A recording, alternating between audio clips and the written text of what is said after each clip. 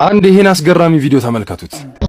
ጀነት አረ ያ ረቢ አላህ እንደ ወላሂ መገን የሰው ልጅ እንደ ዕውቀታችን ትንሽ ሆና ያወቅነው ስለ ዱንያ ብቻ ሆኖ እንጂ ወላሂ ስለ ጀነት ያወቀ እነዛ ሱሐቦች ስለ ጀነት አወቁ፣ ሌላውን ሁሉንም ተው።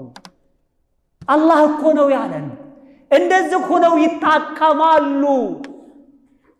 ወሸጀረተን ምን ይላል አላህ? ሸምሰን ወላ ዘምሃሪራ ወዳንየተን ዐለይሂም ዚላሉሃ ወዙሊለት ቁጡፉሃ ተዝሊላ ይላል። ወዳንየተን አይ ወጀዛሁም ሸጀረተን ዳንያ ቅርብ የሆነን አትክልቶች አላህ መነዳቸው። የናሉሁል ቃኢሙ ቃኢማ ወልቃዒዱ ቃዒዳ ወልሙተኪኡ ሙተኪዓ ወልሙድጦጅዑ ሙድጦጅዓ።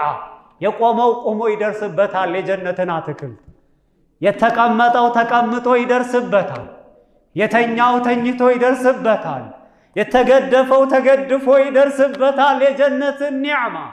ዱንያ ላይ ያለን አትክልት ለማውረድ መሰላል ያስፈልግሃል፣ ወይም የምገዛበት ብር ያስፈልግሃል። ግማሹ የተበላሸ ነው፣ ግማሹ ትል ይፈጥራል፣ ግማሹ የሟሟ ነው፣ ብቻ የሆነ እንከን አለው። ጀነት ውስጥ ግን እንደዛ አይደለም።